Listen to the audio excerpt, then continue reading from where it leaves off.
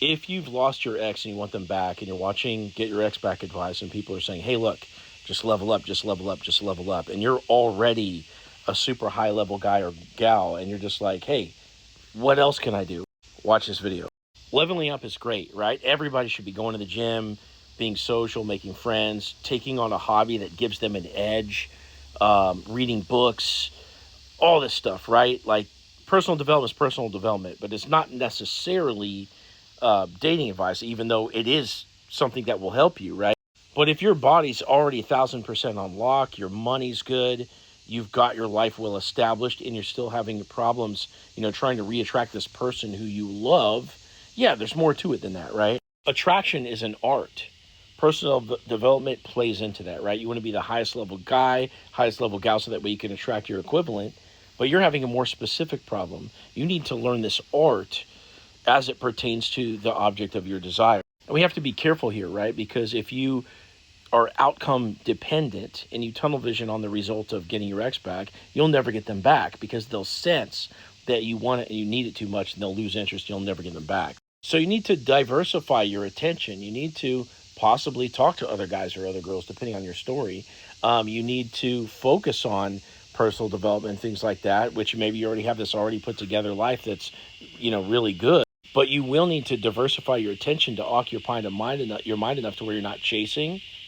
But ultimately speaking, what you're looking to do to get your ex back beyond leveling up is learn how to stay in the pocket of tension where you're still warm, you're still having fun, but you don't overreach. You don't reach for anything from them. You kind of stay where you're at in the energy that's there, and you don't do too little trying to play it too cool either.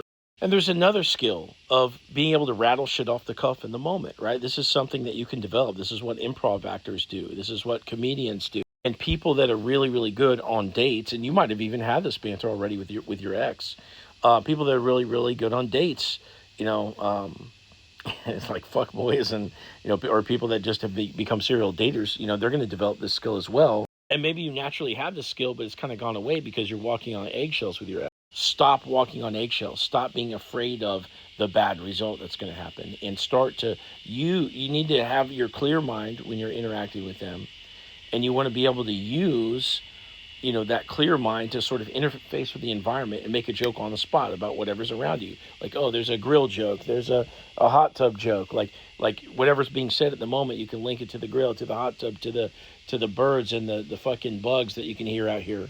That is a skill. Improv acting, being able to build off of whatever's happening in the moment will help you become more fun and more funny in talking with your ex again.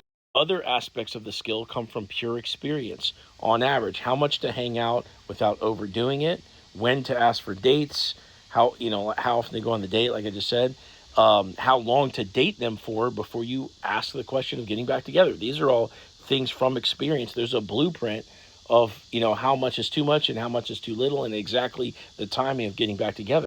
Also from experience is everyone's collective stories and knowing what pitfalls people tend to fall into and telling you what not to do, what not to say. The big areas where people trip themselves up is they start talking out all the problems.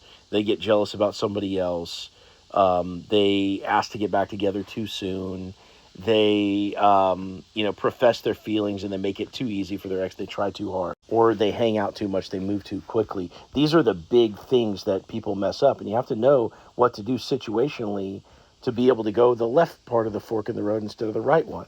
So if you already have your life put together and the advice to level up isn't doing it for you, what you got to do, click into my profile, click this link right here, set up a call with me, tell me your story. And once we get on that call, I'm going to tell you exactly what to do to get your ex back. And beyond that, if you want some extra help, you can sign into my coaching program where I'll handhold you through the entire process.